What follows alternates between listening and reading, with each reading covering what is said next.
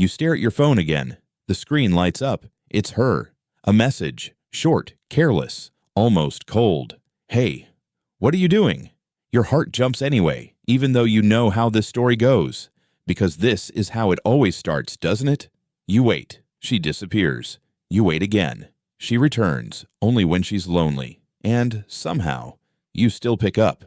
You tell yourself she's just busy. You tell yourself she's tired. You tell yourself it's fine. You're fine. But deep down, there's this quiet ache in your chest, a whisper that won't shut up. If she really wanted you, you wouldn't have to wonder. You wouldn't have to chase. You wouldn't have to earn her attention like a dog begging for scraps. Because love, real love, doesn't make you question your worth every night. Here's the truth no one wants to admit. You're not her priority. You're her option, her emotional safety net, the one she keeps around, not because she loves you, but because she loves the way you love her. She keeps you close enough to stay warm, but far enough to never feel guilty. And it hurts, doesn't it? That quiet kind of pain, the one that doesn't scream, it sinks. It settles in your chest like fog. You start to wonder what's wrong with you, why you're never enough, why every time you give your heart, someone uses it like a doormat. But this isn't just about her. This is about you. There was a time you learned to wait. Maybe it was when you were little, waiting for a parent who promised to show up but never did. Maybe it was when you learned that love meant earning it, that if you just behaved better, worked harder, loved stronger, someone might finally stay. That's called parentification, when a child grows up feeling like they have to hold the emotional weight of others, to keep the peace, to be enough, to be chosen. And now, as an adult, you're still doing it, still trying to prove your worth to people who treat you like a backup plan. You've become addicted to the almost loved, almost chosen, almost enough, because your nervous system, your entire emotional wiring, thinks chaos is love. That's called trauma bonding. It's when your mind gets hooked on the highs and lows, the push and pull, the dopamine rush of being wanted one day and ignored the next. It's not love. It's survival disguised as romance. Every time she pulls away, your body panics. You start imagining what you did wrong, how to fix it, how to get her back. That's anxious attachment. It's when the fear of abandonment becomes stronger than self-respect. And the worst part? You call it love because it feels like love, the intensity, the passion, the chase.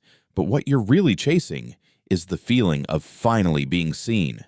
You're not in love with her. You're in love with the version of yourself that feels worthy when she texts you back. You're in love with the illusion of being chosen because deep down, you never were. You were trained to settle for crumbs, to confuse attention with affection, to mistake emotional inconsistency for passion. And now, you sit here, staring at a phone that's gone silent again. Your heart whispers, maybe she's busy, but your soul knows. You've been here before. She doesn't miss you. She misses the comfort you give her, the validation, the safety net. You're not her plan A. You're her plan B. And the truth is, you've always been someone's plan B, ever since you learned to make yourself small just to keep someone close. But maybe it's time to stop waiting, to stop trying to be enough for people who never try for you. Maybe it's time to turn that love inward, to the version of you who's still waiting by the window, still hoping someone will choose them. Because you can. You can choose you. That's what healing really is. Not forgetting the pain, but learning to stop reenacting it. You don't need to chase love that makes you doubt yourself. You don't need to be the second choice in your own story. When you start honoring your worth, you'll notice something strange happens. The wrong people disappear, not because you're too much, but because you finally stopped being less. So, the next time she calls, and you feel that familiar pull in your chest, pause.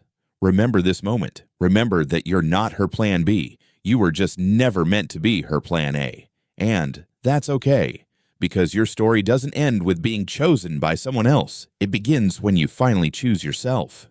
You've spent enough time waiting to be loved. Now it's time to be the love you were waiting for. And if this message found you tonight, it wasn't an accident. You're not alone. You're just healing.